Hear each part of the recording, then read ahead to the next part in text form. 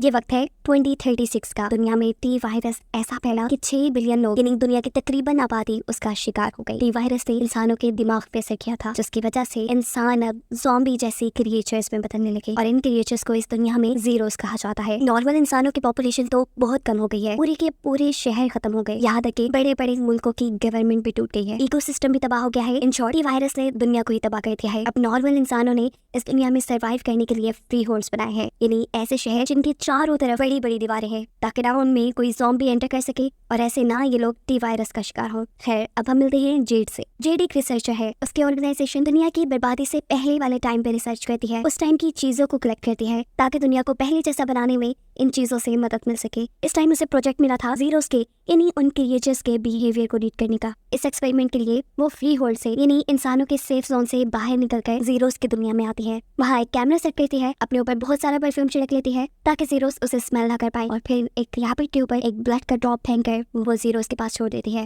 Rabbit के zeros के पास जाते ही ज़ीरोस भूखे कुत्तों की तरह उसके पीछे पड़ जाते, जिससे जेड ये पता चलाती है कि अब तक ज़ीरोस ने मेंटली तौर पे कोई प्रोग्रेस नहीं की। वो रिकॉर्डर बंद करती है और जब वो यहाँ से जाने ही वाली थी तभी अचानक उसका बाजू एक ग्रिल से टकरा जाता है। उसके हाथ पे एक छोटा सा स्क्रैच आया था और ब्लड की स्मेल सारे ज़ीरोस को अलर्ट कर देती है। सभी उसके पीछे पड़ चुके थे। जेड अपनी जान बचाने के लिए तेजी से भागती है, जितनी तेजी से वो भाग सकती थी, लेकिन फिर भी एक ज़ीरो जंप करते हुए उसे पकड़ने में कामयाब हो ही चुका था। जेड हार नहीं मानती, अपना पूरा जोर लगाते हुए वो ज़ीरो को अपने ऊपर से दूर फेंकती है। ये ज़ीरो जाकर गिरता है सिक्योरिटी अलार्म पर और सिक्योरिटी अलार्म के अलर्ट होते ही यहाँ हर जगह आग लग जाती है। इस आग में तकरीबन सभी ज़ॉम्बीज मारे गए थे। जेड बच गई थी, वो यहाँ से जाने ही वाली थी, लेकिन तभी जमीन जोर शोर से हिलने लगी और हम देखते हैं कि एक बहुत बड़ा कैटरपिलर वहाँ आ चुका था। ये भी जेड के पीछे था। जेड इसे बचने के लिए कंटेनर के नीचे जाने की कोशिश करती, लेकिन ये कैटरपिलर उसे टांगों से पकड़ लेता है। इससे पहले कि अब ये जेड को मार देता, पीछे से 3 आदमी उसे शूट करके मार चुके थे। जेड बेहोश हो चुकी थी। ये लोग आकर जेड को चेक करते हैं कि वो जिंदा है या नहीं। उसके हाथ पे बने टैटू से ये लोग जान पाते हैं कि जेड टी वायरस की सर्वाइवल है, यानी टी वायरस से इन्फेक्टेड होने के बावजूद भी वो एक नॉर्मल इंसान है। यही से सीन कट होकर हमें 14 साल पहले यानी 2022 का सीन दिखाया जाता है। टी वायरस के फैलने से ठीक 4 माह पहले का वक्त। हम जेड के साथ उसकी ट्विन सिस्टर बिली को देखते हैं, जो आज काफी दिन बाद अपने डैड से मिलकर बहुत खुश थी, क्योंकि वो बहुत ही कम अपनी फैमिली के पास आते थे। वो एक अम्ब्रेला नामी ऑर्गेनाइजेशन के एग्जीक्यूटिव थे, इसीलिए बहुत बिजी रहते थे। ये ऑर्गेनाइजेशन क्या काम करती थी, एल्बर्ट का खुद क्या काम था, कभी इन्होंने अपनी बेटियों को नहीं बताया था। वो हर 2 हफ्तों बाद अपनी बेटियों का ब्लड सैंपल लिया करते थे। इससे वो क्या करते थे, कभी जेड और बिली ने उनसे ये भी नहीं पूछा था, लेकिन हम देखते हैं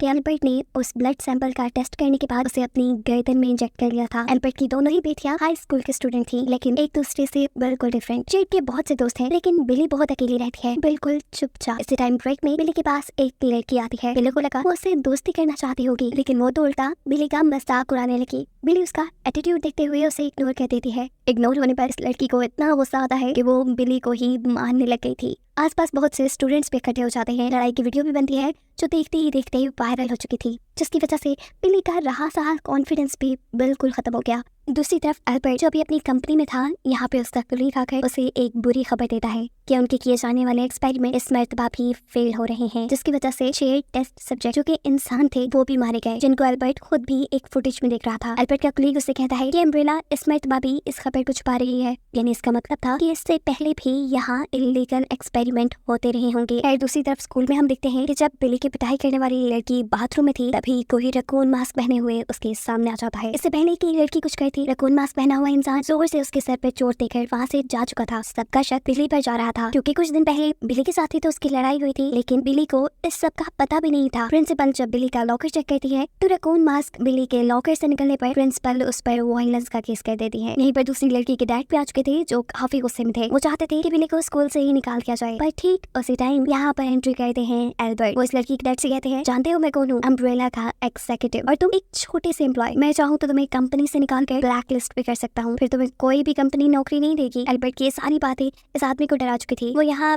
बिली को सजा देना तो दूर, अपनी ही बेटी से कहता है कि तुमने जितनी भी बिली से बदतमीजी की है उसके लिए माफी मांगो। आज एल्बर्ट ने सच में आइडियल डैड होने का सबूत दिया था। बिली बहुत खुश थी, साथ ही एल्बर्ट भी खुशी में एल्बर्ट उसे लंच के लिए भी अपने ऑफिस में इन्वाइट कर लेता है। वो एक्साइटेड होकर अम्ब्रेला आती है। आज से पहले उसने ये ऑफिस, ये ऑर्गेनाइजेशन कभी नहीं देखी थी। हर रूम में एक अलग ही एक्सपेरिमेंट चल रहा था। बिली जाकर वेटिंग रूम में बैठ जाती है, जहाँ उसके सामने से एक कार्ड गुजरती है। इस कार्ड के अंदर बहुत से जख्मी रैबिट्स थे, जिन्हें देखकर बिली समझ चुकी थी कि अम्ब्रेला ऑर्गेनाइजेशन जरूर एनिमल्स पर एक्सपेरिमेंट करती है। उसे ये चीज अजीब लगी क्योंकि अम्ब्रेला ऑर्गेनाइजेशन के बारे में मशहूर था कि वो कोई इलीगल काम नहीं करते। घर जाकर वो सब कुछ जेड से डिस्कस करती है और कहती है कि मुझे अम्ब्रेला की सारी सच्चाई पता चलानी है। जेड एक अच्छी बहन थी, इसीलिए वो उसकी हेल्प करने को मान भी गई थी। ये लोग एल्बर्ट के रूम से उसके की चुराते हैं और निकल जाते हैं अम्ब्रेला की तरफ। एल्बर्ट की वॉइस मेल ने अम्ब्रेला का एंट्रेंस खोल दिया था, जिसके बाद ये लोग एल्बर्ट के ही आइडेंटिटी कार्ड की मदद से एलिवेटर में और उसके बाद लैब में एंटर कर जाते हैं। बिली यहाँ लैब में रखे हुए जानवरों की वीडियोस बनाने शुरू कर देती है, जबकि दूसरी तरफ हम जेड को देखते हैं। वो जानती थी कि उसके डैड हर चीज पे एक ही पासवर्ड लगाते हैं और वही पासवर्ड लगाकर वो यहाँ उसके कंप्यूटर पर भी एक्सेस कर लेती है। कंप्यूटर में इन्हें वो क्लिप भी मिल गया था जहाँ पर 6 टेस्ट सब्जेक्ट जो कि इंसान थे उनके एक्सपेरिमेंट की वजह से मारे जा चुके थे। यहाँ बिली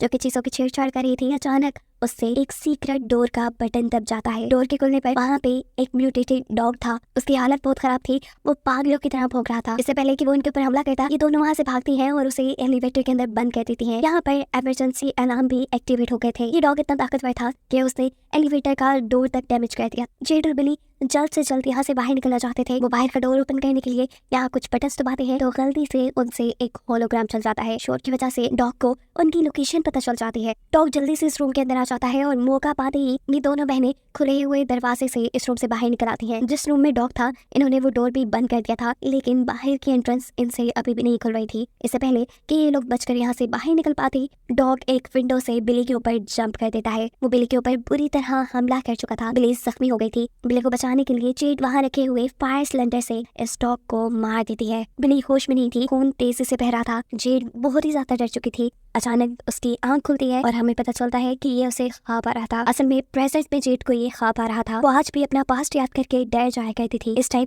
वो उन लोगों की कस्टडी में थी जिन्होंने उसे कैटरपिलर मॉन्स्टर से बचाया था। जेड इनसे कहती है मुझे फौरन यहाँ से बाहर जाना है, लेकिन ये लोग उसे बताते हैं कि जिस जगह पर ये लोग हैं आसपास का एरिया जीरोस ने घेरा हुआ है। कार के जरिए यहाँ से ट्रैवल करना बहुत ही खतरनाक साबित हो सकता है, इसलिए इन्होंने हेलीकॉप्टर का अरेंज किया था जेड को यहाँ से निकालने के लिए। अब ये आदमी और जेड दिन ब दिन दुनिया की बदलती हुई सूरत-ए-हाल के बारे में बात ही कर रहे थे कि तभी उसका साथी उसे बताता है कि अम्ब्रेला के हेलीकॉप्टर्स यहाँ आ चुके हैं, जो सुनकर जेड डर जाती है। असल में अम्ब्रेला आज तक वायरस के नेचुरल सर्वाइवल्स को ढूंढ रहा था, जिसके अंदर जेड का पहला नाम था, इसीलिए जेड के ऊपर बड़ा इनाम भी था। ये लोग भी जेड को यहाँ इसीलिए लेकर आए थे ताकि जेड को अम्ब्रेला ऑर्गेनाइजेशन को बेच के इन्हें बहुत से पैसे मिल सके। जेड खुद अम्ब्रेला कॉर्पोरेशन नहीं जाना चाहती थी, लेकिन ये आदमी उसके ऊपर गन पॉइंट कर देते हैं और इतने में ही अम्ब्रेला कॉर्पोरेशन का एक आदमी बैक्स्टर अपनी आर्मी के साथ यहाँ आ चुका था। वो लोग चारों तरफ से इस फ्री होल्ड को घेर लेते हैं और जेड को पकड़ने की कोशिश में लग जाते हैं। बैक्स्टर अपने सोल्जर्स को ऑर्डर देता है यहाँ मौजूद सभी लोकल इंसानों को मारने का। हुक्म के मुताबिक वो भी धड़ाधड़ शूट करते हुए यहाँ सभी इंसानों को मार रहे थे। साथ ही उन्होंने इस फ्री होल्ड में आग भी लगा दी थी। जेड इस आग से बचते हुए यहाँ से बाहर भागने की कोशिश कर रही थी, लेकिन चारों तरफ से सोल्जर्स ने उसे घेरा हुआ था। यहाँ बैक्स्टर उसके सामने आता है और उसे कहता है हमारी बहन तुम्हारा इंतजार कर रही है, क्या तुम उसके पास नहीं चलोगी? जेड उसकी बातों पर ध्यान नहीं देती और यहाँ से भागते हुए एक दीवार के ऊपर चढ़कर वो इस फ्री होल्ड से बाहर निकल जाती है जीरोस की दुनिया में, जहाँ से जीरोस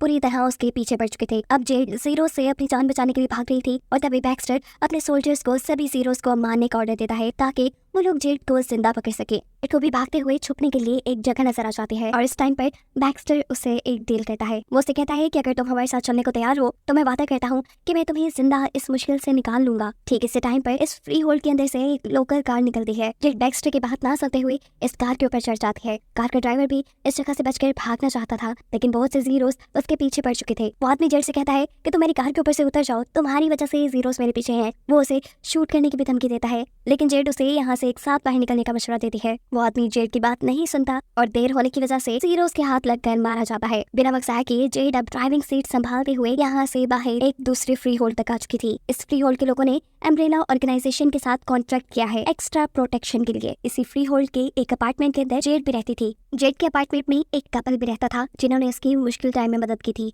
घर आकर उसे पता चलता है कि कपल में से हस्बैंड ही वायरस से इन्फेक्टेड होकर जीरो बन चुका है, इसलिए उसकी वाइफ ने उसे बाथरूम में लॉक कर दिया था। जेड उसे चेक करने के लिए घर की छोटी मोटी चीजों को प्रोटेक्टिव सूट की तरह पहनते हुए वो वॉशरूम का दरवाजा खोलती है, जहाँ जीरो बुरी तरह कंट्रोल से बाहर हो जाता है। उसे जेड के ऊपर भी हमला कर दिया था, लेकिन जेड अपने आप को बचाने में कामयाब हो चुकी थी। अब याद भी अपनी वाइफ के ऊपर ही हमला कर देता है। इससे पहले कि वो अपनी वाइफ को मार देता, जेड पीछे से आकर उसे ये जान से ही मार देती है। उसको ठिकाने लगाने के बाद जेड अब अपने काम से बाहर गई थी। जेड के यहाँ से जाते ही यहाँ पे आ जाता है बैक्स्टर, अम्ब्रेला कॉर्पोरेशन का वो आदमी जो जेड के पीछे पड़ा है। वो उसके घर रहने वाली लेडी से उसके बारे में इन्वेस्टिगेशन करने के बाद अपनी आर्मी के साथ उसको ढूंढने के लिए निकल जाता है। एक पॉइंट पे पहुंच गए जहाँ इन्हें शक था कि जेड इधर हो सकती है। ये लोग अंधाधुंध गोलियां बरसाना वहाँ शुरू कर देते हैं, जिसकी वजह से लोगों में अफरा तफरी मच जाती है। करीब मौजूद जेड भी ये बात जानती थी कि ये लोग उसी के पीछे हैं, इसलिए वो एक वेयर हाउस के अंदर छुप जाती है। उसे यहीं करीब एक घबराया हुआ बच्चा भी मिला था, जिस बच्चे को भी वो अपने साथ अंदर ही ले गई थी। कुछ ही देर बाद इस बच्चे के पेरेंट्स भी यहाँ जाते हैं। ये फैमिली भी जेड की तरह ही इस इलाके को छोड़कर यहाँ से जाना चाहती थी। बाहर बैक्स्टर भी जेड के नाम मिलने पर ये इलाका छोड़कर चला जाता है और फिर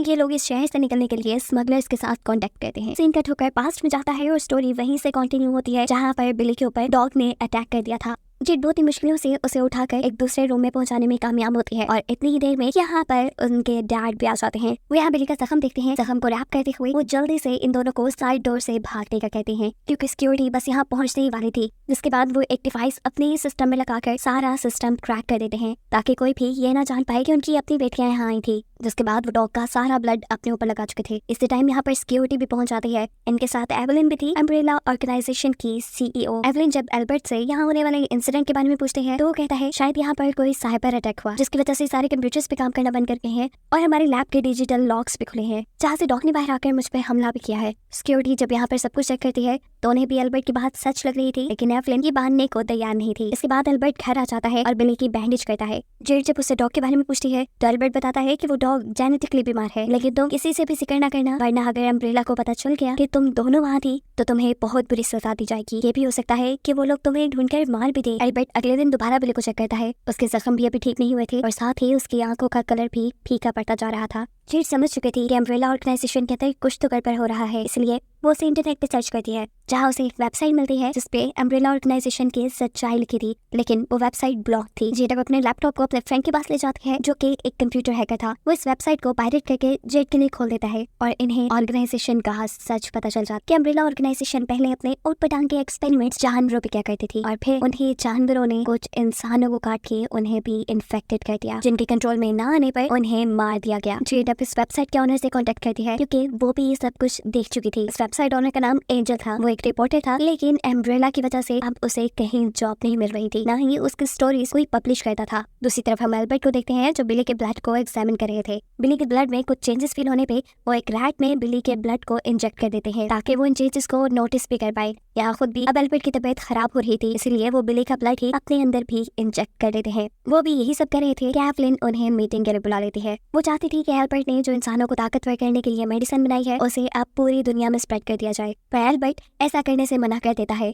क्योंकि उस मेडिसिन के बहुत सारे साइड इफेक्ट्स भी थे। पर एवलिन एल्बर्ट की वार्निंग के बावजूद भी उन मेडिसिन को सेल करना चाहती थी। उसका ये अटल फैसला सुनकर एल्बर्ट उसे कहता है तो ठीक है, मैं इस प्रोजेक्ट साइड पे हो जाता हूँ। और यहाँ एवलिन उसे धमकी देती है, याद है ना तुम्हें, तुम किस लिए जिंदा हो? सिर्फ हमारी कंपनी और तुम्हारी बेटियों की ब्लड की वजह से। छोड़कर हमें जाओगे भी तो कहाँ? घर पर हम देखते हैं कि बिली का जख्म अजीब होता जा रहा था, उसकी हालत भी अजीब हो गई थी, इसीलिए उसका डॉग भी उससे डर रहा था। वो जब अपने डॉग को पकड़ती है तो वो डरते हुए उसे घर से बाहर ले आता है, यहाँ तक कि उसके हाथ से छूट कर भी चला गया था। बिली जब भागकर उसे उठाने की कोशिश करती है तो वो डॉग एक लड़के के पास चला जाता है। उस लड़के को लगा कि बिली शायद उसे चोरी करके लेके आई है, इसलिए वो बिली को बिली का डॉग वापस करने से इनकार कर देता है। तो ऐसे में बिली उसे गुस्से से बच करके अपना डॉग लेकर वहाँ से भाग जाती है। उसे खुद यकीन नहीं आ रहा था कि वो एक डरी सहमी लड़की ऐसा कैसे कर सकती है। बिली दोबारा अपने बाथरूम में जाती है और इस मरतबा उसने नोटिस किया था कि उसके मुंह से बहुत ज्यादा खून आ रहा है। दूसरी तरफ एल्बर्ट की लैब के अंदर हम उस राइट को देखते हैं जिसके अंदर एल्बर्ट ने बिली का ब्लड इंजेक्ट किया था। राइट इस टाइम इतना एग्रेसिव था कि उसने टक्कर मार मार कर अपने जार का गिलास तक तोड़ दिया था। गिलास तोड़कर वो अपने जार में रुकता भी नहीं। एल्बर्ट मुश्किलों से उसे पकड़कर उसका ब्लड सैंपल लेता है और उसे माइक्रोस्कोप में चेक करता है।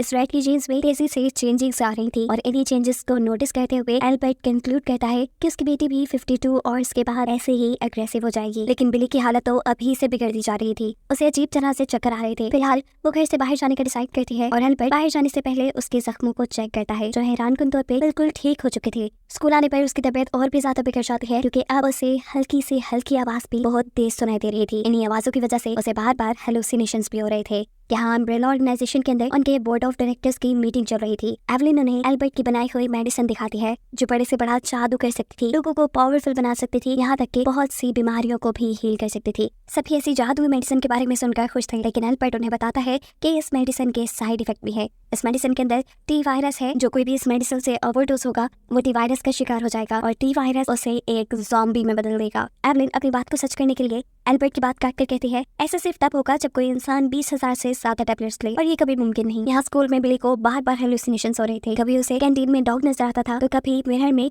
उसे अपना आप ही खून से लथपथ नजर आ रहा था। वो सबसे थक कर यहाँ से बाहर जाती है, जहाँ उसे अपनी सिस्टर के साथ उसका फ्रेंड नजर आता है। ये दोनों आपस में कोई बहस कर रहे थे, इसलिए बिली जेड के फ्रेंड की पिटाई कर देती है। उसे खुद नहीं समझ आ रहा था कि उसने क्यों किया, इसलिए वो भाग कर घर आ गई। जेड भी उसके पीछे पीछे घर आ चुकी थी। वो देखती है कि बिली के हाथ में एक टूटा हुआ ग्लास था, उसका हाथ बुरी तरह जख्मी था। इस टाइम बिली जेड से कुछ नहीं छुपाती, उसे बता देती है कि उसकी हालत बहुत ही ज्यादा खराब हो रही है। वो अब दूर दूर की बाहरी आवाजों को भी सुन पा रही थी, उसको देखने में इश्यूज हो रहे थे, उसे अजीबोगरीब हेलुसिनेशंस आ रहे थे, यहाँ तक कि अब उसे किसी भी चीज का दर्द भी नहीं महसूस हो रहा था, जैसे ये गिलास उसे लगा था। जेड यहाँ इमोशनल हो जाती है और उसे गले लगाकर कहती है, परेशान नहीं हो बिली, हो सकता है कि ये मेडिसिन के साइड इफेक्ट हो। जबकि दूसरी तरफ प्रेजेंट में यानी 2036 में जेड उस फैमिली के साथ शहर से निकलने के लिए स्मगलर्स की कार में बैठ गई थी। ये लोग अभी थोड़ा ही सफर तय करते हैं कि रास्ते में एक नया क्रॉसिंग पॉइंट आ जाता है, जिसको पार करने के लिए जेड अपनी सारी ज्वेलरी के साथ एक कार भी इन स्मगलर को दे देती है। ये लोग टनल को पार करके अब आगे आ चुके थे, जहाँ पहले ही जेड को लेने के लिए बैक्स्टर मौजूद था, लेकिन वो तो कोई भी इन्फॉर्मेशन देने को तैयार ही नहीं थे। पर बैक्स्टर को तो जेड की कार यहाँ नजर आ गई थी। उसका शक यकीन में बदल गया था कि जेड जरूर इसी ग्रुप के साथ है। या स्मगलर्स अपने काफले को लेकर आगे बढ़ जाते हैं, पर एक जगह इन्हें रुकना पड़ जाता है, क्योंकि अब उनके सामने आ चुके थे बहुत बड़े बड़े मॉन्स्टर्स। इन मॉन्स्टर्स को दिखाई नहीं देता था, ये मॉन्स्टर शोर सुनकर लोगों पर हमला करते थे, इसीलिए स्मगलर्स सभी लोगों को खामोश रहकर इंतजार करने को कहते हैं। लेकिन इन सब की बदकिस्मती कि यहाँ अचानक बैक्स्टर आ चुका था। उसकी गाड़ियों के शोर से ये मॉन्स्टर उनकी तरफ अट्रैक्ट हो गए थे। सभी इतने बड़े बड़े मॉन्स्टर पहले बैक्स्टर के ऊपर ही हमला कर देते हैं, जिसके सोल्जर हीट गन से इन मॉन्स्टर्स का मुकाबला करते हैं। अब तक इन मॉन्स्टर्स ने स्मगलर्स की गाड़ियों पर भी हमला कर दिया था। ऐसे में सभी लोगों को अपनी जान बचाने के लिए यहाँ से निकलकर भागना पड़ा था। स्मगलर और जेड दोनों ही अपनी गन से मॉन्स्टर्स को फायर करके मारने में लगे थे, लेकिन मॉन्स्टर्स के साथ इस जंग में उनके भी तकरीबन साथी मारे गए। जो बचे थे वो जेड, एक स्मगलर और वो फैमिली जिसके साथ जेड ने ये सफर शुरू किया था। ये लोग मॉन्स्टर से बचते हुए एक वेयर हाउस के अंदर चले जाते हैं। अपनी तरफ से तो ये यहाँ जान बचाने ही आए थे, लेकिन जान इनकी खतरे में पड़ चुकी थी, क्योंकि यहाँ पे भी एक बहुत बड़ा स्पाइडर मॉन्स्टर था। ये स्पाइडर सबसे पहले स्मगलर को पकड़कर मार देता है, और अब इससे पहले कि ये फैमिली को मारता, अपनी फैमिली को बचाने के लिए वो लड़का जाकर स्पाइडर मॉन्स्टर से लड़ता है। ये लड़का भी जानता था कि वो इस स्पाइडर को हरा तो नहीं पाएगा, लेकिन उसने ये खतरा इसलिए बोल लिया था कि उसकी फैमिली को यहाँ से भागने का टाइम मिल जाए। यहाँ वो स्पाइडर को मारता है और स्पाइडर के दिए हुए जख्म उसे मार देते हैं। जेड के साथ अब यहाँ पे उसका बेटा और उसकी वाइफ भी बचे थे। जेड और उस आदमी की वाइफ नोटिस करते हैं कि उनका बेटा भी टी वायरस से इन्फेक्टेड हो चुका है। अगर उसे आगे बढ़ना था तो इस बच्चे को यहीं छोड़ के आगे बढ़ना था, लेकिन वो तो एक माँ थी, वो अपने बच्चे को नहीं छोड़ सकती थी। वो उसी के साथ यहाँ मरने का फैसला करती है और जेड को अकेले ही यहाँ से आगे बढ़ना पड़ता है। मुश्किलों से जेड यहाँ टनल से बाहर निकलती है तो सरप्राइजिंगली बैक्स्टर यहाँ पर भी उसे लेने के लिए मौजूद था। इससे पहले कि ये लोग जेड को पकड़कर मार देते, पीछे से स्मगलर्स निकलकर इनके ऊपर शूट करते हैं, लेकिन फिर भी जेड बैक्स्टर के सोल्जर्स के हाथ लग जाती है, जो उसे मारकर बेहोश कर चुके थे। जिसके बाद सीन कट होकर हम एंजल से मिलते हैं। एंजल वही राइटर है जिसे अम्ब्रेला कॉर्पोरेशन की सारी सच्चाई पता है, क्योंकि एक टाइम पर उसकी वाइफ भी वहाँ पर काम करती थी। वो अपने हस्बैंड को इंटरव्यू देते हुए बताती है कि कैसे उसे ऑर्गेनाइजेशन वालों ने टॉर्चर किया, उसके जिस्म पे बहुत से जख्म बन गए, जो जख्म आहिस्ता आहिस्ता ठीक तो हो गए, लेकिन इनकी वजह से वो हाइपर सेंसिटिव हो गई। यानी अब वो दूर दूर तक की चीजों को देख सकती थी, सुन सकती थी। 3 दिन बाद वो इतनी एग्रेसिव हो गई कि उसने इन लोगों को मारना शुरू कर दिया। वो यहाँ पर अपने हस्बैंड को एक यूएसबी भी देती है, जिसके अंदर अम्ब्रेला ऑर्गेनाइजेशन के पिछले तबाह हुए शहर की सारी सच्चाई थी। जिस यूएसबी को लिए एंजल जेड के पास जाने के लिए निकल आता है, अम्ब्रेला ऑर्गेनाइजेशन की बनाई हुई नए शहर में, जहाँ जेड अपने डैड के साथ रहती थी। एंजल के सिटी में एंटर करते ही एवलिन को उसके यहाँ आने की खबर मिल जाती है। क्या एंजल पार्टी खत्म होने पर जेड और बिली से मिलता है और उन्हें बताता है कि तुम लोग एक बहुत बड़े खतरे में पड़ने वाले हो। वो यहाँ इन्हें सारी सच्चाई बता देता है कि अम्ब्रेला ऑर्गेनाइजेशन का पहला बनाया हुआ शहर भी किसी गैस लीकेज की वजह से तबाह नहीं हुआ था, बल्कि उसे तो न्यूक्लियर एक्सप्लोजन से तबाह किया गया था। और ये सारा का सारा प्लान था गवर्नमेंट का, क्योंकि उस शहर के अंदर टी वायरस बहुत तेजी से फैल रहा था, जिसके ऊपर गवर्नमेंट काबू पाना चाहती थी। यहाँ एंजल सबसे शॉकिंग हकीकत उन्हें ये भी बताता है कि 2009 में वहाँ एल्बर्ट मर चुका था और तुम लोग तो वहाँ थे भी नहीं। साफ लफ्जों में एंजल उनकी एक्सिस्टेंस पे भी सवाल उठा रहा था कि वो कब और कैसे पैदा हुई, और अगर एल्बर्ट मर गया था और अगर एल्बर्ट 2009 में मर गया था तो उनके साथ कौन रह रहा था। इन सारी बातों को ना समझते हुए यहाँ जेड जल्दी से बिली को अपनी तरफ खींचती है और उसका जख्म देखने की कोशिश करती है, लेकिन बिली पैनिक होकर वहाँ से भाग जाती है। जेड भी उसके पीछे भागती है और एंजल भी उन दोनों का पीछा करता है, लेकिन इससे पहले कि वो बिली और जेड तक पहुंच पाता उसे अम्ब्रेला गार्ड्स पकड़ लेते हैं। उसे एवलिन के पास लेकर जाया जाता है, जहाँ वो उससे इंटेरोगेशन शुरू करती है कि उसे पुरानी अम्ब्रेला ऑर्गेनाइजेशन के एक्सपेरिमेंट्स और वहाँ लोगों के गायब होने के बारे में क्या क्या मालूम है। दूसरी तरफ हम रोड पे भागते हुए बिली और जेड को देखते हैं, जहाँ पर बिली अचानक भागते भागते रुक गई थी क्योंकि अब उसकी बॉडी बहुत तेजी से कांप रही थी। उसे लग रहा था कि वो जरूर एक मॉन्स्टर में बदल जाएगी। लेकिन यहाँ जेड उसे बताती है कि जब डॉग ने उसे काटा था तब से अब तक 52 आवर्स गुजर चुके हैं। अगर वो अब तक ट्रांसफॉर्म नहीं हुई तो इसका मतलब वो सेफ है, वो कभी ट्रांसफॉर्म नहीं होगी, कभी एक मॉन्स्टर नहीं बनेगी। जबकि दूसरी तरफ 2036 में यानी प्रेजेंट में हम देखते हैं कि स्मगलर बैक्स्टर की आर्मी को हरा चुके हैं और अब जेड के साथ साथ बैक्स्टर और उसकी आर्मी भी इन्हीं के कैद में थी। ये लोग इन्हें अपने साथ कहीं ले जा रहे थे, पर बैक्स्टर ज्यादा परेशान नहीं था क्योंकि उसके बाजू में एक चिप लगी थी। वो जानता था कि अम्ब्रेला कॉर्पोरेशन के लोग उसे बचाने जरूर आ जाएंगे। ये स्मगलर्स इन्हें अपने बनाए जेल में ले आते हैं, जहाँ उन्होंने 300 के करीब जीरोस को कैद किया हुआ था। ये सब लोग स्मगलर के लीडर से मिलते हैं, जिसका मानना था कि ये वबा यानी टी वायरस इनके लिए गॉड का इम्तिहान है, स्पेशली उन लोगों के लिए जिन्होंने गॉड को मानना छोड़ दिया था। उसके मुताबिक जो इंसान जीरोस में बदले थे इन सब ने बुरे काम किए थे और यही जीरोस अब दूसरे बुरे लोगों को खत्म करने की मिशन पे है, जिसके बाद फिर से दुनिया आबाद होगी और फिर इस दुनिया में सिर्फ अच्छे लोग होंगे। ये लोग जेड और बैक्स्टर को मार मार के एक सेल में बंद कर देते हैं।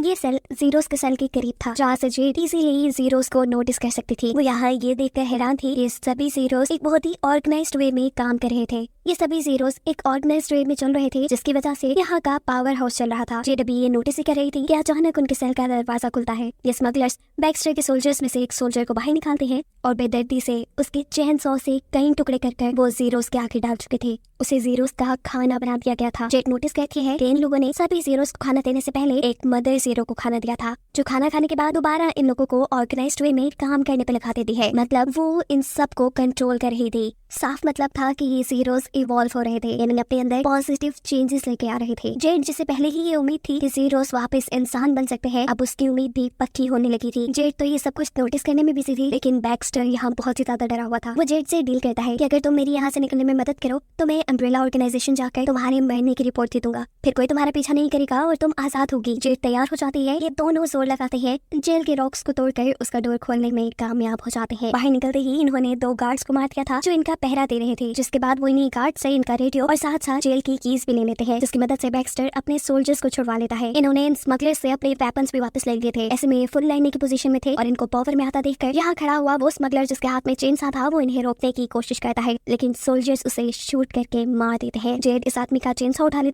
जबकि बैक्स्टर के सोल्जर इन गार्ड से गन फाइट करने लगे थे। दोनों ही टीम्स आपस में धड़ाधड़ गोलियां बरसा रही थी। इसी दौरान बैक्स्टर एक्सिट का दरवाजा खोलने के लिए बहुत से लीवर दबा देता है, जिसकी वजह से एक्सीडेंटली वो दरवाजा भी खुल चुका था जिस सेल में जीरोस कैद थे और अब बैक्स्टर के ग्रुप को इन स्मगलर्स के गार्ड्स के साथ साथ जीरोस से भी लड़ना था। लड़ते हुए ये लोग इस बिल्डिंग से बाहर निकलने का रास्ता भी ढूंढ रहे थे। बैक्स्टर भी अपने दोनों हाथों में गन्स लिए यहाँ दुश्मनों का अच्छा मुकाबला करता है और धड़ाधड़ गोलियां चलाते हुए बहुत से जीरोस के साथ साथ गार्ड्स को भी मार देता है। लेकिन तभी उसने नोटिस किया कि जेड तो यहाँ से गायब हो चुकी थी। असल में उसे एक टनल मिल गई थी जिसके जरिए यहाँ के सारे स्मगलर्स भाग रहे थे। अचानक ही उसे यहाँ पे किसी के जोरदार चीखने की आवाज आती है। ये मदर जीरो की आवाज थी जिसने सभी जीरोस को कंट्रोल किया हुआ था। ये आवाज उसके कदम रोक देती है। जेड भागते हुए वापस जाती है और मदर जीरो का सेल खोलते हुए चेन सॉ से उसके ऊपर अटैक कर देती है। इस टाइम जेड के हाथ में मदर जीरो का सर था, जिसकी स्मेल सूंघते हुए सारे जीरोस उसके पीछे पड़ चुके थे। जेड जल्दी से यहाँ से भागकर एक रूम में छुप जाती है। जीरो जोर जोर से बाहर से दरवाजा खटखटा रहे थे। वो डिसाइड करती है वो चुप करके नहीं बैठेगी बल्कि लड़ेगी। वो खड़ी होती है और अपना चेन सॉ स्टार्ट करती है, जो बदकिस्मती से अब नहीं चल रहा था। उसे यहाँ पास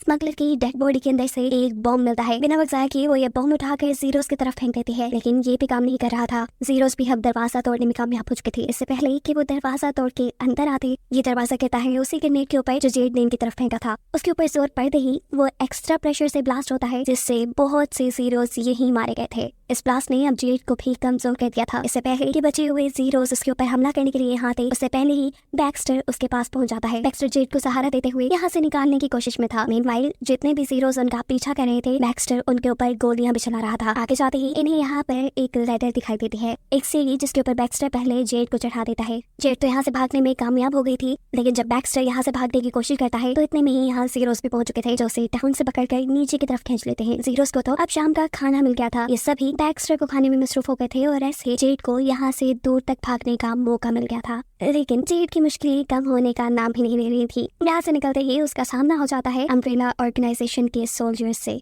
जो कि बैक्स्टर के पास ऊपर लगी हुई चिप को ही ट्रैक करते हुए यहाँ तक पहुंचे थे। इन सभी सोल्जर में से एक सोल्जर जेड के आगे हेलमेट उतारती है, जिसे देखकर जेड शॉक हो चुकी है क्योंकि ये कोई और नहीं बल्कि उसकी बहन बिली है। सीन कट होकर दोबारा पास्ट में जाता है 14 साल पहले 2022 के अंदर, जहाँ एल्बर्ट अपनी बेटियों को ढूंढ रहा था क्योंकि वो उसे बगैर बताए एक पार्टी में चली गई थी। इससे पहले कि वो अपनी बेटियों से मिल पाता, अम्ब्रेला ऑर्गेनाइजेशन का ही एक आदमी उसे पकड़कर एवलिन के सामने ले आता है। यह एवलिन फोन पे अपने बेटे को डांट रही थी। हमें पता चलता है कि उसका बेटा जेड का फ्रेंड है, जिसने काफी मर्तबा जेड की हेल्प की थी अम्ब्रेला की वेबसाइट्स को हैक करने में। एवलिन यहाँ एल्बर्ट को देखकर अपने बेटे का फोन काट देती है और उसे लेकर जाती है एंजल के पास। वो रिपोर्टर जिसने अम्ब्रेला ऑर्गेनाइजेशन की तकरीबन सारी सच्चाई बिली और जेड को बताती है। एवलिन उससे इन्वेस्टिगेशन कर रही थी कि वो अम्ब्रेला के बारे में क्या क्या जानता था और उसका यहाँ आने का मकसद क्या है, लेकिन वो कुछ नहीं बताता। इसलिए एवलिन एल्बर्ट को काम देती है उसे टॉर्चर करके उसके मुंह से सच निकलवाने का। एल्बर्ट पहले तो ऐसा करने के लिए तैयार नहीं था, लेकिन जैसे ही ये आदमी उसे बताता है कि मैं तुम्हारी बेटियों से मिला हूँ, तो ये सुन एल्बर्ट को भी गुस्सा आ गया था। वो उसे मारना शुरू कर देता है और पूछता है क्या बताया तुमने उन्हें। जवाब में आदमी दोबारा कुछ नहीं बोलता, जिसके गुस्से में एल्बर्ट उसे सर्जरी टूल के जरिए जख्मी कर देता है। इस सब में एल्बर्ट ये तो भूल ही चुका था कि वो अपनी बेटियों को ढूंढ रहा था, जो अब घर पे आ चुकी थी। एजेंट की बातों ने उन पर असर किया था, इसलिए वो लोग अपना सर्टिफिकेट ढूंढ रही थी। लेकिन बर्थ सर्टिफिकेट मिलने के बजाय इन्हें इस घर में से बहुत ही अजीबोगरीब चीजें मिलती हैं, जैसे एक गन के कुछ पार्ट्स, एक डॉग विसल और एक छुपा हुआ लैपटॉप। जेड इसे अपने डैड के पासवर्ड से खोलने की कोशिश करती है, लेकिन ये अनलॉक नहीं हुआ। इसलिए जेड अपने फ्रेंड को कॉल करती है, जिसकी हेल्प करता है इस लैपटॉप का पासवर्ड क्रैक करने में। इस लैपटॉप में कोई खास डॉक्यूमेंट नहीं था, लेकिन जेड के दोस्त को इस लैपटॉप में एक डेड ड्रॉप ईमेल मिलती है, जिसका पासवर्ड हर 24 घंटे में चेंज हो जाता है। गिलर का इस मेल को क्रैक करता है और इस मेल के अंदर मैसेज था बिली के लिए। मैसेज में लिखा था कि अम्ब्रेला कॉर्पोरेशन बिली के पीछे पड़ी हुई है। बिली को अब यहाँ से भागना होगा और उसके भागने के लिए सारी तैयारी यहाँ पे मुकम्मल है। उन्हें अगर एक बैग ढूंढना है, उसके बाद वो इस घर से भाग सकते हैं। जेड अभी भी ये बात जानती थी कि अम्ब्रेला ऑर्गेनाइजेशन इनके घर पे लगे हुए कैमरास के जरिए इनके ऊपर नजर रख सकते थे। इसलिए जेड का फ्रेंड उनके घर के सारे कैमरास को हैक कर लेता है और पुरानी फुटेजेस वहाँ पे प्ले करना शुरू कर देता है, ताकि जेड और बिली आराम से अपना काम कर सके। जेड यहाँ पे एल्बर्ट की एक फेवरेट पिक्चर उठाती है, जिसके पीछे उसे एक क्लू मिला था। इस प्ले के मुताबिक उन्हें पियानो बजाना था। पियानो बजाते हुए पियानो की एक की स्टक हो जाती है और उसके अंदर से इन्हें एक दूसरा क्लू मिलता है, जिसमें लिखा था पियानो को साइड पे करने का। इस पियानो के नीचे एक छुपा हुआ तहखाना था, जिसे खोलने पर इन्हें वहाँ पैसों से भरा हुआ बैग और साथ में 2 पासपोर्ट मिलते हैं, जिनके ऊपर बिली और जेड की फोटोज थी, लेकिन नाम चेंज था। जेड का फ्रेंड इन्हें वीडियो कॉल में बताता है कि जरूर उनके घर में एक ऐसा रूम भी है जिसके अंदर एल्बर्ट अपनी चीजों को छुपा कर रखता होगा। अपने फ्रेंड की बात मानते हुए ये लोग अपने घर को अच्छी तरह चेक करते हैं और इन्हें बेसमेंट के अंदर एक छुपा हुआ रूम भी मिल जाता है। इस रूम को ओपन करने के लिए उन्हें सीक्रेट की जरूरत थी और यहाँ जेड को याद आती है डॉग विसल, जो एक क्लू था। जेड विसल से अपने डॉग को बुलाती है और उसके कॉलर पे लगी हुई की से वो लोग इस रूम को खोलने में कामयाब हो जाते हैं। रूम के अंदर जाते ही जेड की फ्रेंड की कॉल बंद हो गई थी। ये रूम एल्बर्ट की सीक्रेट लैब थी, जहाँ पर इन्हें बहुत से ब्लड सैंपल और एक चेयर मिली है, जिसके ऊपर रस्सियां बंधी थी। ऐसा लग रहा था कि किसी को यहाँ पे जबरदस्ती बांधा जाता होगा। इसी रूम में इन्हें एक डीवीडी भी मिलती है। इस डीवीडी को प्ले करने पे ये लोग देखते हैं कि एल्बर्ट एक म्यूटेटेड यानी एक मॉन्स्टर बने हुए इंसान को कोई इंजेक्शन लगा रहा था। इन्हें लगा कि एल्बर्ट इसी मॉन्स्टर को चेयर से बांधते होंगे। बिली डर चुकी थी। वो जेड से कहती है कि हमें जल्द से जल्द यहाँ से जाना चाहिए, पर जेड को तो सबूत चाहिए थे। वो जैसे ही यहाँ से एल्बर्ट का कंप्यूटर चुराने की कोशिश करती है, तो यहाँ पर अलार्म बजना शुरू हो जाते हैं। कुछ ही सेकंड में चारों तरफ इस रूम में आग लग गई थी, ताकि यहाँ के सारे एविडेंस जल जाएं। ये दोनों अपनी जान बचाने के लिए डोर की तरफ भागती है, लेकिन वो भी अब ब्लॉक हो चुका था। इन दोनों के पास कोई रास्ता नहीं था। ये रूम के दरमियान में आकर एक टेबल के ऊपर चढ़ जाती है। इस रूम में लगे हुए एक्सटिंग्विशर्स भी एक्टिवेट हो गए थे, जिन्होंने आग बुझाना शुरू कर दी थी। इसी लम्हे में इस रूम में एल्बर्ट भी आ जाता है। जेड और बिली दोनों ही उसे देखकर गुस्से में थी। वो एक के बाद एक एल्बर्ट से बहुत सारे सवाल करती है और उससे इन सारी बातों के पीछे की एक्सप्लेनेशन मांगती है, लेकिन एल्बर्ट कोई भी जवाब देने से इनकार कर देता है। उसे में जेड अब उसके गले पे नाइफ रख चुकी थी और ये चीज अब एल्बर्ट को गुस्सा दिला देती है। इससे पहले कि वो जेड को कोई नुकसान पहुंचाता, पीछे से बिली आकर उसे कोई चीज मारकर बेहोश कर चुकी थी। कुछ देर बाद जब एल्बर्ट को होश आया, तो वो उसी चेयर से बंधा हुआ था जो इस रूम में रखी थी। एल्बर्ट को लगा कि अब उसके पास कोई ऐसा रास्ता नहीं है जिससे वो अपनी बेटियों के सवालों से बच जाए, इसलिए वो सारी कहानी इन्हें सुनाना शुरू करता है। सबसे पहले वो इन्हें उस डॉग के बारे में बताता है जिस डॉग ने बिली को काटा था। वो डॉग असल में टी वायरस से इन्फेक्टेड था और टी वायरस किसी भी जानदार को मॉन्स्टर में बदल देते थे। ये कह लें कि एक ज़ॉम्बी बना देते थे, लेकिन बिली उस टी वायरस का शिकार नहीं हुई। यानी टी वायरस से इन्फेक्टेड होने के बावजूद भी वो एक मॉन्स्टर नहीं बनी। यहाँ वो इन दोनों को इनकी जिंदगी का सबसे बड़ा सच ये भी बताता है कि ये दोनों कोई आम लड़कियां नहीं है। इन दोनों को ही किसी वुमन, किसी इंसान ने पैदा नहीं किया था। इन दोनों को लैब में तैयार किया गया था बहुत से एक्सपेरिमेंट्स के बाद, जिसकी वजह से ये मेंटली और फिजिकली बहुत ज्यादा स्ट्रॉन्ग थी। इन दोनों को अम्ब्रेला कॉर्पोरेशन ने ही बनाया था। और अगर अब अम्ब्रेला कॉर्पोरेशन को ये बात पता चल जाती कि बिली टी वायरस का शिकार नहीं हुई, तो वो बिली को मारकर प्रिजर्व कर देते एक लैब स्पेसिमेन के तौर पे अपने एक्सपेरिमेंट को एक एग्जाम्पल बनाते हुए। अब एल्बर्ट इनसे एंजल के बारे में सवाल करता है और ये दोनों सच एल्बर्ट को बता देती है कि एंजल के बाद जानता है कि बिली इन्फेक्टेड है। एल्बर्ट की सुनकर परेशान हो चुका था। एल्बर्ट उसे कहता है कि हमें जल्द से जल्द उसे अम्ब्रेला कॉर्पोरेशन से रेस्क्यू करना होगा, नहीं तो अगर उसने एवलिन को सच बता दिया तो बहुत बुरा हो जाएगा। अगली सुबह होने पर एल्बर्ट अम्ब्रेला कॉर्पोरेशन जाता है। तो जाहिर तो सबके सामने वो एंजल को इंटेरोगेट कर रहा था, लेकिन असल में वो सीक्रेटली डायरी पर कुछ लिखते हुए एंजल से पूछता है क्या कोई और ये बात जानता है कि बिली इन्फेक्टेड है। एंजल के ना पे जवाब देने पे एल्बर्ट ने सुकून का सांस लिया था। उसे लगता था कि अब अगर एंजल जिंदा रहा तो ये सच्चाई कभी भी खुल सकती है। इसलिए वो एंजल को एक ऐसा इंजेक्शन लगाता है जिसकी वजह से वो हार्ट अटैक आने पर मर चुका था। उसकी खराब हालत को देखते हुए जल्दी से इस रूम में मेडिकल टीम आती है, लेकिन उनके आने से पहले ही एंजल मर चुका था। एंजल के मेडिकल इल्जाम एवलिन एल्बर्ट के ऊपर लगा देती है और ऐसे उसे अरेस्ट कर लिया जाता है। अम्ब्रेला की ही उसे फील होता है कि उसके साथ वाले कंपार्टमेंट में भी कोई कैद है। विंडो खोल के वो ये देखते ही शॉक रह चुका था कि वहाँ उसी की जैसा एक और एल्बर्ट था, एल्बर्ट क्लोन। बट सिर्फ ये था कि उसके मुंह पे दाढ़ी थी। सीन अब कट होता है और कहानी दोबारा प्रेजेंट में यानी 2036 में आ जाती है, जहाँ हम देखते हैं कि जेड अब अम्ब्रेला की बेस के अंदर कैद है। उसकी इंटेरोगेशन यहाँ उसी की बहन बिली कर रही थी, जिसके बारे में हमें पता चलता है कि अब वो अम्ब्रेला कॉर्पोरेशन की सीईओ यानी एवलिन के लिए काम करती है, जिसका गोल है इस पूरी दुनिया पर हुकूमत करने का। वो यहाँ जेड से कहती है हाँ मैं जानती हूँ कि मैं गलत हूँ, मैंने अम्ब्रेला को चूज किया, ये मेरा सबसे ही बुरा फैसला था, लेकिन मैं मजबूर थी। अम्ब्रेला को चूज करना मेरी मजबूरी बन गई थी। हकीकत ये है कि तुम यानी जेड टी वायरस से इम्यून हो। तुम टी वायरस की वजह से एक मॉन्स्टर में नहीं बदल सकती, लेकिन मैं बदल सकती हूँ और अपनी इस ओरिजिनल स्टेट को बरकरार रखने के लिए अम्ब्रेला मेरी हेल्प करता है। इसके बाद बिली जेड को खोल देती है, उसके बाजू पे लगी हुई अम्ब्रेला की ट्रैकिंग चिप भी उतार देती है और उसे उसकी रिसर्च यूनिवर्सिटी तक वापस जाने का रास्ता भी बता देती है। जेड सब कुछ जानकर गुस्से में थी। वो खुद को छुड़ाते ही यहाँ बिली को पंच करती है और यहाँ से मदर जीरो का हेड उठाकर भागना शुरू कर देती है। अभी वो यहाँ से थोड़ा ही दूर भागी थी कि यहाँ उसे उसकी रिसर्च यूनिवर्सिटी के कलीग्स मिल गए थे, उसके साथ ही जो उसे यहाँ से लेने आए थे, जिनसे मिलते ही जेड ने सुकून का सांस लिया था। फाइनली अब उनकी शिप भी उनके करीब थी, जहाँ जेड काफी टाइम बाद अपनी फैमिली से, अपने हस्बैंड और अपनी बेटी से मिलकर बहुत खुश थी। वो अगर वापस यहाँ तक आई थी तो ये सिर्फ उसकी सिस्टर बिली की वजह से हुआ था। वो खुश थी क्योंकि अब वो अपनी फैमिली के साथ टाइम स्पेंड करने वाली थी। यहाँ हमें दिखाया जाता है कि शिप ने चलते चलते अपना रूट बदल लिया, क्योंकि समुद्र के अंदर रास्ते में उन्हें एक ऐसा शिप मिला था जहाँ के सारे लोग जीरोस में बदल चुके थे। पानी के अंदर भी बहुत से जिंदा जीरोस हो सकते थे। शिप में बनी हुई लैब के अंदर अब जेड अपने एक साथी के साथ मदर जीरो के हेड पे रिसर्च कर रही थी। उसे पता चलता है कि मदर जीरो के हेड से 2 तरह के एंजाइम्स निकल रहे हैं,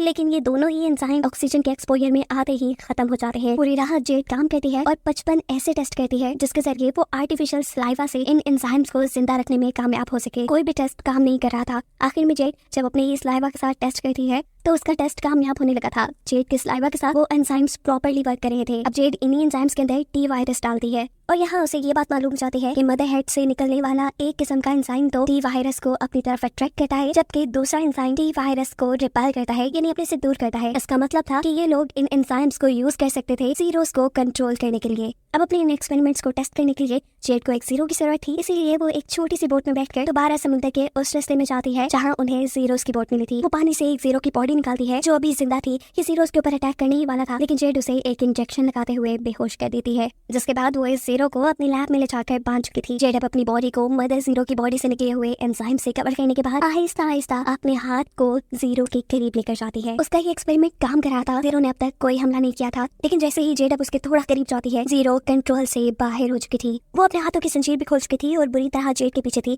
जेड अपने आप को बचाने के लिए वहाँ से भागती है, लेकिन इतने में ही पीछे से उसकी रिसर्चर साथ ही आ गई थी, जिसे यहाँ किसी जीरो के होने के बारे में नहीं पता था। ये जीरो एकदम से उसके ऊपर हमला करके उसे मार देती है। उसे तो कुछ समझने का मौका भी नहीं मिला था। देखते ही देखते यहाँ पर बहुत से गार्ड्स आ चुके थे, जिनमें से एक गार्ड जीरो को शूट करके मार देता है। उसे समझ नहीं आ रहा था कि उसकी गलती की वजह से 1 मिनट में इतना कुछ बिगड़ गया। जो रिसर्चर मरी थी उसका हस्बैंड गुस्से में जेड को शूट करने की कोशिश करता है, लेकिन यहाँ पर जेड के हस्बैंड उस आदमी का बाजू ऊपर करते हुए जेड को बचा लेता है। जेड ने यहाँ पे होने वाली हर चीज का इल्जाम अपने ऊपर ले लिया था और अब जेड के साथ क्या होता ये डिसाइड करने से पहले ही इन्हें बहुत से हेलीकॉप्टर्स की आवाज आती है जो उन्हीं की तरफ बढ़ रहे थे। सीन यहीं से कट होता है और जेड की कहानी डिसकंटिन्यू होते हुए हमें 2005 का सीन दिखाया जाता है। यहाँ लैब के अंदर हम 3 डिफरेंट एल्बर्ट्स को देख रहे हैं जो तीनों एक साथ काम कर रहे थे। ये अम्ब्रेला ऑर्गेनाइजेशन थी। यही पर एल्बर्ट के क्लोन्स को बनाया गया था, जो थे तो एक ही एल्बर्ट के क्लोन लेकिन तीनों की पर्सनालिटीज एक दूसरे से बिल्कुल अलग थी। इन सब का लीडर था यहाँ पर ओरिजिनल एल्बर्ट। ये लोग जब काम कर रहे थे तभी ओरिजिनल एल्बर्ट यहाँ आता है और नोटिस करता है कि तीनों में से एक क्लोन,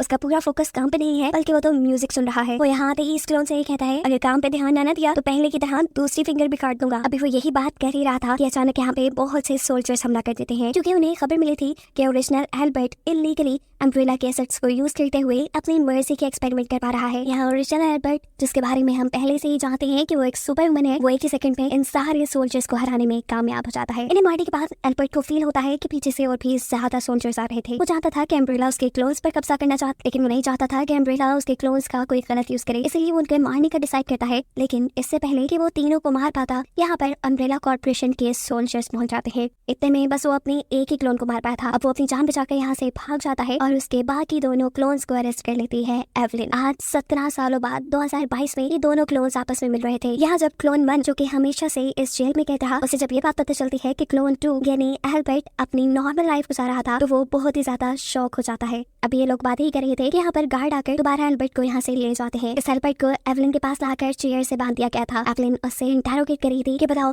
तुम्हारे ही लगाए हुए इंजेक्शन से एंजल मरा ना। उसके इनकार करने पर यहाँ एवलिन उसे एक इंजेक्शन लगा देती है, जिसकी वजह से वो तड़पने लगा था। दूसरी तरफ जेल में हम क्लोन 1 को देखते हैं, जिसके दिल में भी अब आजादी से जिंदगी गुजारने के इमोशंस जागने लगे हैं। वो यहाँ सबसे पहले अपनी शेप करता है, अपने आप को बिल्कुल एल्बर्ट जैसा बना लेता है और फिर गार्ड्स को मारते हुए वो अम्ब्रेला कॉर्पोरेशन से बाहर निकलने में कामयाब भी हो जाता है। अब क्योंकि वो बिल्कुल एल्बर्ट की तरह दिखता था, किसी को भी उस पर शक नहीं हुआ। वो वहीं से एक कार चुराकर जेड और बिली के पास आ जाता है। बिली और जेड दोनों ही हैरान थी कि आज उनके डैड उन्हें कैसे लेने आ गए। वो नहीं चाहते कि ये एल्बर्ट नहीं है बल्कि क्लोन 1 है। यहाँ क्लोन 1 भी उनके किसी सवाल का जवाब नहीं देता ताकि वो उसकी असलियत ना पहचान जाए, लेकिन उसकी करने वाली एक के बाद एक अजीब हरकतों से बिली और जेड दोनों को ही शक हो चुका था। वो इतनी क्रेजी ड्राइविंग कर रहा था कि ये दोनों ही चकरा गई थी। जिसके बाद क्लोन 1 इन्हें लेकर लोकल रेस्टोरेंट में भी आ जाता है। जेड और बिली दोनों ही उसके स्ट्रेंज बिहेवियर से परेशान हो चुकी थी, जिसके बारे में ये दोनों बात करने के लिए एक साथ वॉशरूम में जाती है। जेड ने उसकी कटी हुई फिंगर भी नोटिस की थी। जेड को लग रहा था कि जरूर अम्ब्रेला में एवलिन ने उनके डैड को कोई अजीबोगरीब चीज इंजेक्ट कर दी है, जिसकी वजह से वो ऐसा बिहेव कर रही है। दूसरी तरफ हम एवलिन के घर पे देखते हैं कि वो अपनी वाइफ को कोई अजीबोगरीब मेडिसिन दे रही है और ये चीज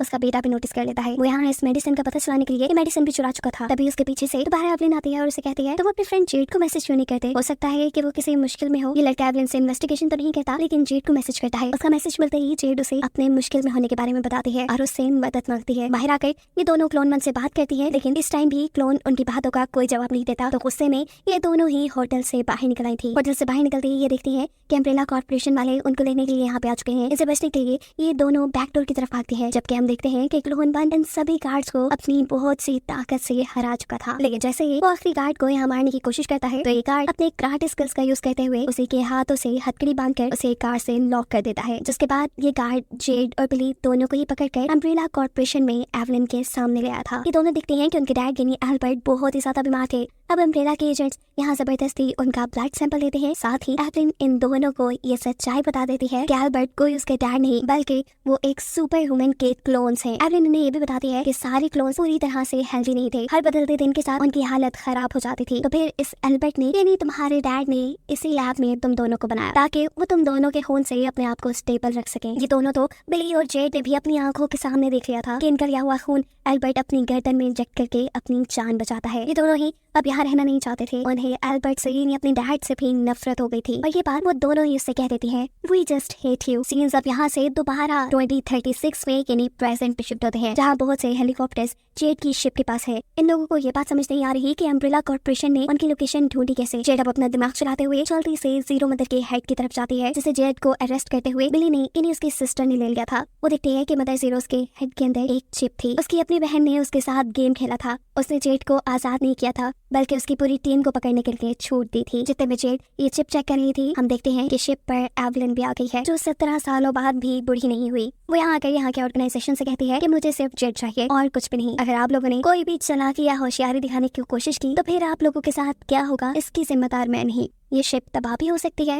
आप सब मर भी सकते हैं। यहाँ जेड साहब उसके रूम में उसकी बेटी मिलने के लिए आती है। जेड उसकी कोई भी बात सुने बगैर उसे कहती है कि तुम बेड के नीचे से ग्रीन बैग निकालो और ये शिप छोड़कर चली जाओ। जिसके बाद जेड खुद अपने साथियों को बचाने के लिए अब अम्ब्रेला के बेस में चली गई थी। वहाँ जाते ही वो शौक हो जाती है ये देखकर कि एवलिन तो वहाँ डांस कर रही है। तभी बिली उसके सामने आती है और यहाँ एक और सच ये रिवील होता है कि बिली इतने सालों से एवलिन को अपनी बनाई हुई मेडिसिन की मदद से कंट्रोल करती आ रही थी। बज़ाहिर तो अम्ब्रेला के सीईओ आज भी एवलिन ही थी, लेकिन सीक्रेटली उसे बिली कंट्रोल करती थी। यानी अब अम्ब्रेला को बिली चला रही थी। बिली अब जेड को ये भी बताती है कि वो जेड के पीछे सिर्फ इसलिए थी क्योंकि उसे जेड का ब्लड चाहिए अपने आप को स्टेबल रखने के लिए, बिल्कुल ऐसे ही जैसे एल्बर्ट उनके ब्लड से स्टेबल रहता था। लेकिन जेड जब इस सारे काम के लिए इनकार कर देती है तो बिली यहाँ पर एवलिन को कंट्रोल करते हुए अपने गार्ड्स को ये हुक्म दिलाती है कि इस शिप को अपनी कैद में कर लिया जाए। उन्होंने जेड को भी अपने कंट्रोल में कर लिया था और यहाँ जेड इनके साथ ये गेम खेल जाती है। वो जमीन पर एक ऐसी बोतल फेंकती है जिसके अंदर अट्रैक्टर एंजाइम्स थे। बोतल टूटने पर जैसे ही अट्रैक्टर एंजाइम्स हवा के अंदर फैलते हैं तो यहाँ से दूर दूर तक फैले हुए जीरोस को अपनी तरफ अट्रैक्ट करना शुरू कर देते हैं। बिली जो साहिल के पास यहाँ छोटा सा कैंप लिए बैठी थी, हजारों की तादाद में वहाँ जीरोस आना शुरू हो जाते हैं। यहाँ ना तो उनके पास इतने ज्यादा सोल्जर्स थे और ना ही वेपन के वो इतने सारे जीरोस का मुकाबला कर सके। ये जीरोस एक एक करके सभी सोल्जर्स को मार देते हैं। इस अटैक को देखते हुए जेड की शिप के लोग भी अपना एक लीवर दबाते हैं और दिखाया जाता है कि इनकी शिप के नीचे बहुत बड़े बड़े क्रोकोडाइल है जो भी टी वायरस से इन्फेक्टेड है। यानी इन्हें हम जीरो क्रोकोडाइल कह सकते हैं। सीन जी से दोबारा पास्ट में यानी 2022 में शिफ्ट होते हैं, जहां अम्ब्रेला कॉर्पोरेशन के अंदर एवलिन अब क्लोन 1 को एक नया प्रोजेक्ट दिखा रही है, अपना इलीगल प्रोजेक्ट जिसे एल्बर्ट ने करने से मना कर दिया था। अम्ब्रेला कॉर्पोरेशन का ही एक आदमी अब एल्बर्ट और बिली को उनके घर लेकर गया है। उन्हें 5 मिनट दिए जा रही है ताकि वो अपनी पैकिंग कर लें, क्योंकि आज से वो भी यहाँ नहीं रहने वाली थी। एल्बर्ट इन्हें पहले ही बता चुका था कि अम्ब्रेला ऑर्गेनाइजेशन वाले उन्हें अपना टेस्ट सब्जेक्ट बना के रख देंगे। इसलिए ये लोग यहाँ से भागने का डिसाइड करते हैं, वही बैग और पासपोर्ट्स लेकर जो इन्हें पियानो के नीचे मिले थे। ये दोनों बैग लेकर घर की पिछली दीवार से जंप कर देते हैं और ऐसे उस आदमी को पता भी चल जाता है। अम्ब्रेला कॉर्पोरेशन का वो आदमी इन्हें पकड़ने के लिए आगे बढ़ उसे चकमा देते हुए ये लोग आगे आगे भाग रहे थे। इनकी बुरी किस्मत के सामने से अम्ब्रेला कॉर्पोरेशन की सिक्योरिटी भी आ चुकी थी। इन दोनों को किसी तरह यहाँ से भागना था, लेकिन अचानक ही हम देखते हैं कि बिली को पैनिक अटैक आया। एकदम से वो किसी मॉन्स्टर की तरह एक्ट करने लगी थी। वो आदमी जो इन्हें यहाँ से लेने आया था, बिली उसके ऊपर अटैक कर देती है। वो आदमी वक्त रहते ही बिली को कंट्रोल कर देता है। सिक्योरिटी के हाथों भी बिली पकड़ी जाती है, लेकिन जेड यहाँ से वो बैग लेकर भागने में कामयाब हो चुकी थी। बिली को लेके आया गया था एवलिन के पास। एवलिन बिली से प्रॉमिस करती है, डरो नहीं, तुम टी वायरस से इन्फेक्टेड हो और मैं तुम्हारा सारा इलाज करूंगी। ये कहते हुए वो उसे एक इंजेक्शन लगा चुकी थी। ये इंजेक्शन उसकी हालत बहुत ही ज्यादा खराब कर देता है। और दूसरी तरफ एवलिन के घर पर हम देखते हैं कि एवलिन की वाइफ अजीबोगरीब बिहेव कर रही थी। यहाँ तक कि खाना पकाते हुए वो अपनी फिंगर्स तक पका देती है और उसे पता भी नहीं चलता। उसका ये अजीबोगरीब बिहेवियर एवलिन का बेटा देख चुका था। वो उसे कॉल करके इन सब चीजों के एक्सप्लेनेशन मांगता है और यहाँ एवलिन उसे अपना असली गंदा चेहरा दिखा देती है कि उसने अपने एक्सपेरिमेंट्स करने के लिए अपनी फैमिली को भी नहीं छोड़ा था। अपनी मॉम की हकीकत जानने के बाद उसे उनसे नफरत होने लगी थी। इतने में ही उसके घर पे जेड भी आ जाती है जो उसे हेल्प मांगना चाहती थी। ये दोनों अम्ब्रेला कॉर्पोरेशन जाते हैं। लड़का वहाँ के लॉक्स को हैक करता है और ये दोनों अंदर से जाते हैं। इन्हें यहाँ बिली को ढूंढकर बचाना था जो फिलहाल कंट्रोल से बाहर हो चुकी थी। वो यहाँ पड़ी हुई सिरिंज से यहाँ के स्टाफ के ऊपर भी हमला कर देती है और इससे पहले वो यहाँ से बाहर निकलती उसे अजीबोगरीब हेलुसिनेशंस होने लगते हैं। डॉग के बहुत ज्यादा खून के वो जोर जोर से चला रही थी, लेकिन इतने में ही यहाँ उसे बचाने के लिए क्लोन 1 आ जाता है। इतने में ही इस रूम में एल्बर्ट के साथ साथ जेड और उसका फ्रेंड भी आ चुका था। बिली को बचाने के लिए एल्बर्ट जानता था कि इनका यहाँ से भागना बहुत जरूरी है। ये सारे एक साथ मिलकर यहाँ से भागने का डिसाइड करते हैं और जेड का फ्रेंड यहाँ के सभी लॉक्स को क्रैक कर देता है। और ऐसा करते हुए उसे ये एहसास ही नहीं हुआ था कि उन्होंने यहाँ पे बंधी हुई एक बहुत ही खतरनाक क्रिएचर को भी अनलॉक कर दिया था। इससे पहले कि ये लोग यहाँ से भाग पाते, बिली को दोबारा से हेलुसिनेशंस होने लगते हैं। वो यहाँ इनके साथ भागने के बजाय इन्हीं को मारना शुरू कर देती है। वो जेड को मारकर पीछे करते हुए यहाँ जेड के फ्रेंड को बाइट कर देती है। अब क्योंकि वो टी वायरस से इन्फेक्टेड थी, ये इन्फेक्शन यानी टी वायरस फौरन से इस लड़की के अंदर भी चले जाते हैं। एवलिन जो दूर से सब कुछ देख रही थी, वो ये देखकर डर जाती है कि उसका बेटा अब एक मॉन्स्टर में बदलने लगा था और ऐसा होते कोई भी मां नहीं देख सकती। इसीलिए एवलिन अपने बेटे को शूट करके यहीं खत्म कर देती है। अपने ही बेटे की मौत ने उसे यहाँ इमोशनल कर दिया था और इसी चीज का फायदा उठाते हुए एल्बर्ट और क्लोन 1 जेड और बिली को यहाँ से लेकर भागने में कामयाब हो जाते हैं। एल्बर्ट जानता था कि अम्ब्रेला कॉर्पोरेशन के अंदर बहुत से ऊट पटांग के एक्सपेरिमेंट हुए हैं। अगर उनके जाने के बाद वो एक्सपेरिमेंट कंटिन्यू रहे तो ये दुनिया तबाह हो सकती थी। इसलिए वो फैसला करता है कि वो इस जगह को तबाह करेगा, जबकि वो क्लोन 1 को ये ड्यूटी देता है कि वो उसकी दोनों बेटियों को यानी जेड और बिली को यहाँ से बाहर ले जाएगा। ये सब मिलकर यहाँ पे बहुत सारा पेट्रोल फेंक देते हैं ताकि एक ही बार में इस जगह को तबाह किया जा सके। ऐसा करते ही क्लोन 1 जेड और बिली को लेकर यहाँ से भाग जाता है और इससे पहले कि एल्बर्ट इस जगह को तबाह कर पाता, एवलिन यहाँ पहुंच जाती है। एल्बर्ट को देखते ही वो धड़ाधड़ एल्बर्ट के ऊपर गोलियां चला देती है, लेकिन इसके बावजूद भी एल्बर्ट यहाँ पर आग लगाने में कामयाब हो जाता है। आग को देखते ही यहाँ पर फायर ब्रिगेडर्स आ चुके थे, जबकि क्लोन 1 बिली और जेड को लेकर यहाँ से भाग चुका चुका था। हम देखते हैं कि इन फायर ब्रिगेडर्स ने एवलिन को भी जिंदा सलामत बाहर निकाल लिया है। सीन दोबारा कट होता है और हमें 2036 का सीन दिखाया जाता है, जहाँ पे अम्ब्रेला कॉर्पोरेशन यानी बिली की छोटी सी बेस को चारों तरफ से जीरोस ने घेर लिया है। और ये सब हुआ था जेड की वजह से। उसे में वो जेड को एक थप्पड़ मारती है और अंदर एवलिन के पास जाती है, जहाँ एवलिन बेजान अजीब सी पड़ी थी। वो बिली से कहती है, मैंने कहा था ना कि तुम मेरे बगैर कुछ भी नहीं। एवलिन की बातें उसे और भी गुस्सा दिला गई थी, इसलिए अब वो एक ड्रोन कंट्रोलर उठाती है और ड्रोन्स को यहाँ सब शूट करके खत्म करने का ऑर्डर दे देती है। ड्रोन्स धड़ाधड़ फायर कर रहे थे, जिससे सभी ज़ीरोस मरते जा रहे थे। इन सारी चीज़ों का फायदा उठाते हुए जेड समुद्र की तरफ भागना शुरू कर देती है, क्योंकि उसने अपनी बॉडी के अंदर रिपेलेंट एंजाइम्स लगाए हुए थे, इसलिए कोई भी जीरो उसके ऊपर ध्यान नहीं दे रहा था। फाइनली वो अपनी बोट तक पहुंच जाती है, जहाँ पर उसका हस्बैंड उसे बोट के अंदर लाने में भी कामयाब हो चुका था। जेड को वापस बोट में आता देखकर उनके लीडर ये फैसला करते हैं कि अब वो अपने म्यूटेंट क्रोकोडाइल्स को बिली के ऊपर छोड़ देंगे। अब शिप के छोड़े हुए क्रोकोडाइल्स यहाँ आकर सभी चीजों को तबाह करने लगे थे, लेकिन तभी शिप के अंदर जेड ये नोटिस करती है कि उसकी बेटी शिप में थी ही नहीं, क्योंकि जैसे उसने अपनी बेटी से कहा था कि वो ग्रीन बैग लेकर अपनी शिप से भाग जाए, वो यहाँ से भाग गई थी। इससे पहले कि वो उन्हीं के क्रोकोडाइल का शिकार बन जाती, वो और उसके हस्बैंड एक छोटी सी बोट पर अपनी बेटी को ढूंढने के लिए निकल जाते हैं, जबकि हम देखते हैं उन क्रोकोडाइल्स ने ड्रोन्स को भी खाकर तबाह कर दिया था। यहाँ बिली अपने आप को बचाने के लिए अपने सोल्जर के पास पड़ा हुआ एक ग्रेनेड उठाकर उस क्रोकोडाइल के मुंह के अंदर फेंक देती है, जिसकी वजह से वो क्रोकोडाइल बुरी तरह लड़खड़ा जाता है। उसके ऐसा करते ही वो हेलीकॉप्टर जो बिली को यहाँ बचाने आ रहा था वो भी तबाह हो चुका था। तड़पते हुए यही क्रोकोडाइल जैसे ही पानी के अंदर जाता है तो जेड और उसके हस्बैंड की छोटी सी बोट भी उलट जाती है। उन्हें जब होश आया तो ये दोनों ही साहिल पर थे। जेड के हस्बैंड की टांग बुरी तरह जख्मी हो चुकी थी, वो अब चल नहीं सकता था, इसलिए वो जेड को कहता है कि जाकर अपनी बेटी को ढूंढो। यहाँ बिली को लेने के लिए भी अम्ब्रेला ऑर्गेनाइजेशन का एक नया हेलीकॉप्टर आ गया था। उनके पीछे अभी भी एक क्रोकोडाइल था, लेकिन इससे पहले कि क्रोकोडाइल इस हेलीकॉप्टर को कोई नुकसान पहुंचाता, बिली को लेकर ये हेलीकॉप्टर उड़ने में कामयाब हो जाता है। अब यही क्रोकोडाइल आगे की तरफ बढ़ रहा था और आगे थी जेड की बेटी। ये क्रोकोडाइल उसे स्मेल करते ही रिलैक्स हो जाता है, ऐसे जैसे वो उसे जानता हो। पर तभी अचानक ऊपर से आने वाला एक ग्रेनेड इस क्रोकोडाइल को मार गया था। जेड की बेटी डरकर जैसे ही वहां से भागती है तो सामने उसे जेड भी मिल चुकी थी। इससे पहले कि जेड उसे लेकर वापस अपनी शिप में आती, यहाँ पर दोबारा एंट्री करती है बिली। वो यहाँ जेड से कहती है, अपने सेल्फिशनेस में कितने ज्यादा लोगों को मार दिया तुमने, तुम्हें पता है? उसकी बातें सच में जेड को एहसास दिला रही थी कि उसने बहुत कुछ गलत कर दिया। बिली यहाँ पर अपने गार्ड से उसकी बेटी को पकड़ लेती है। जेड उसे रोकती रह जाती है, लेकिन बिली उसे लेकर यहाँ से चली गई थी। वो जेड की बेटी के साथ क्या करने वाली थी और आखिर 2022 में टी वायरस ने इस दुनिया का इतना बुरा हाल कैसे किया था, इन सभी मिस्ट्रीज के साथ ये सीरीज यहीं पर एंड हो जाती है।